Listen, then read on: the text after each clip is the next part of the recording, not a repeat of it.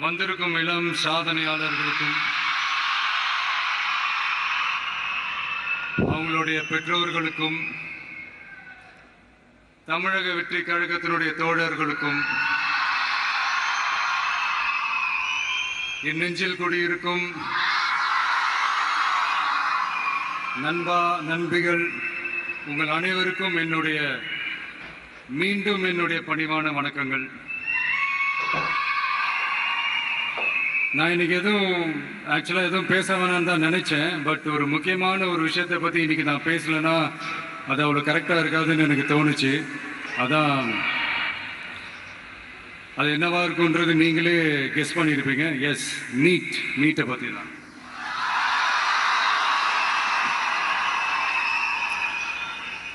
இந்த நீட்ன்றதை பார்த்தீங்கன்னா நம்ம தமிழ்நாட்டில் இருக்கிற மாணவ மாணவிகள், குறிப்பாக கிராமப்புறத்தில் இருக்கிற ஏழை எளிய பிற்படுத்தப்பட்ட, மிகவும் பிற்படுத்தப்பட்ட மற்றும் தாழ்த்தப்பட்ட வகுப்பினை சேர்ந்த இந்த மாணவ மாணவிகள் எல்லாருமே ரொம்பவும் பாதிக்கப்படுறாங்கன்றது தான் ஒரு சத்தியமான ஒரு உண்மை. இந்த நீட்டை பற்றி ஒரு பிரச்சனையாக நான் பார்க்கறது என்னன்னா, ஒன்று இந்த நீட் இந்த மாநில உரிமைகளுக்கு எதிரானதாக இருக்கு. நீங்கள் 1975க்கு முன்னாலே பார்த்தீங்கன்னா இந்த கல்வி மாநில பட்டியலில் தான் இருந்துச்சு. உங்க எல்லாருக்குமே தெரிஞ்ச ஒரு விஷயம்தான்.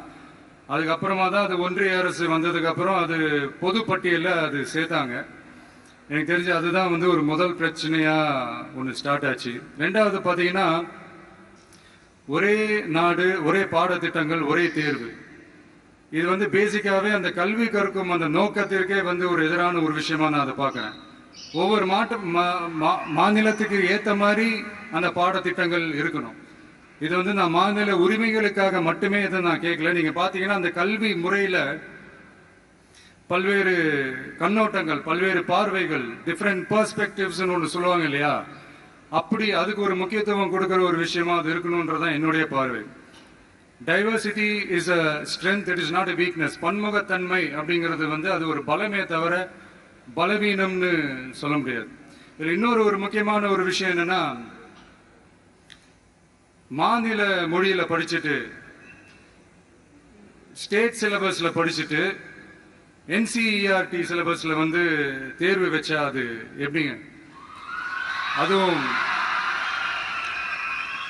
கிராமப்புறத்தில் இருக்கிற மாணவ மாணவிகள், அதுவும் அவங்களுடைய மருத்துவ படிப்புக்கு கொஞ்சம் யோசிச்சு பாருங்க, இது எவ்வளவு ஒரு கடினமான ஒரு விஷயம்னு. மூணாவது நான் பார்க்குற ஒரு பிரச்சனை என்னன்னா, இப்போ போன மே மாதம் 5ஆம் தேதி அந்த நீட் எக்ஸாம்லாம் நடந்துச்சு. அதில் சில குளறுபடிகள்லாம் நடந்ததா நம்ம நிறைய அந்த செய்திகள்லாம் பார்த்தோம், படித்தோம் இல்லையா. அதுக்கப்புறமே என்ன ஆயிடுச்சுன்னு பார்த்தீங்கன்னா, அந்த நீட் தேர்வுக்கு மேலே இருக்கிற அந்த நம்பகத்தன்மையை மக்கள் மத்தியில் சுத்தமாக போயிடுச்சு. இனிமேல் நாடு முழுக்க அந்த நீட் தேர்வே தேவையில்லை அப்படிங்கிறத இந்த செய்திகள் மூலியமா நாம் எல்லாருமே புரிஞ்சுக்கிட்ட ஒரு விஷயம். சரி, இதுக்கு என்னதான் தீர்வு அப்படின்னா, நீட்டு விலக்கு தான் இதுக்கு உடனடி தீர்வு. நீட்டு ரத்து கோரி தமிழக சட்டமன்றம் கொண்டு வந்திருக்கிற அந்த தீர்மானத்தை நான் மனப்பூர்வமாக வரவேற்கிறேன். இதுக்கு அந்த ஒன்றிய அரசு அந்த கால தாமதம்லாம் எதுவும் செய்யாம தமிழ்நாட்டு மக்கள் அவங்களுடைய உணர்வுகளுக்கு மதிப்பு கொடுத்து இதை சீக்கிரமாவே இதை சால்வ் பண்ணணும் அப்படின்றதான் இங்க நான் கேட்டுக்கிறேன். சரி, ஓகே, இதுக்கு நிரந்தர தீர்வு தான் என்ன அப்படின்னா, அந்த கல்வி பொது பட்டியலிருந்து மாநில பட்டியலுக்கு கொண்டு வரணும். ஒருவேளை அதுல ஏதாவது சிக்கல்கள் இருக்கு அப்படின்னா ஒரு இடைக்கால தீர்வா இந்த இந்திய அரசியலமைப்பு சட்டத்தை திருத்தி ஒரு ஸ்பெஷல் கன்கரண்ட் லிஸ்ட், சிறப்பு பொது பட்டியல் அப்படின்னு ஒண்ணு உருவாக்கி அதுல கல்வி மற்றும் சுகாதாரத்தை அதுல சேர்க்கணும்.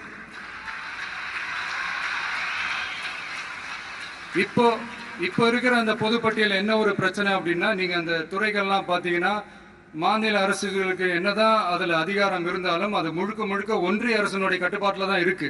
அதனால மாநில அரசுகளுக்கு அந்த முழு சுதந்திரத்தை அது தரப்பட வேண்டும் அப்படின்றதான் இங்க என்னுடைய தாழ்மையான ஒரு வேண்டுகோள்.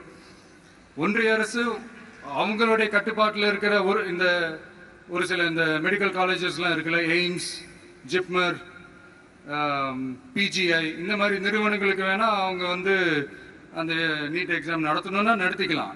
பட் இங்க வந்து அந்த பிரச்சனை என்னன்னா, இது வந்து என்னுடைய ஒரு சஜஷன் தாங்க. இது நடக்குமா? உடனே நடக்காதுன்னு எனக்கு தெரியும். அப்படியே நடந்தாலும் அதை நடக்க விட மாட்டாங்கன்னு எனக்கு தெரியும். ஸோ அதனால இந்த சந்தர்ப்பத்தில் என்னுடைய சஜஷனை வந்து உங்ககிட்ட அதை நான் பகிர்ந்துக்கணும்னு ஆசைப்பட்டேன். இதுதான் என்னுடைய தனிப்பட்ட ஒரு கருத்து நீட்டை பற்றி.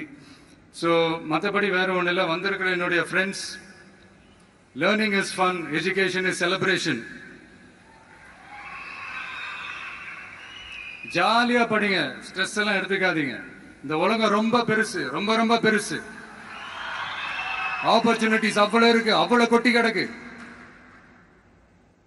அதனால ஏதாவது ஒன்னு ரெண்டு மிஸ் பண்ணாலும் எதுவும் ஃபீல் பண்ணிடாதீங்க. அப்படின்னா கடவுள் வந்து இன்னொரு ஒரு பெரிய ஆப்பர்ச்சுனிட்டி உங்களுக்காக வச்சுட்டு காத்துக்கிட்டு இருக்கிறாருன்னு அர்த்தம். அதை என்னன்னு தேடி கண்டுபிடிங்க.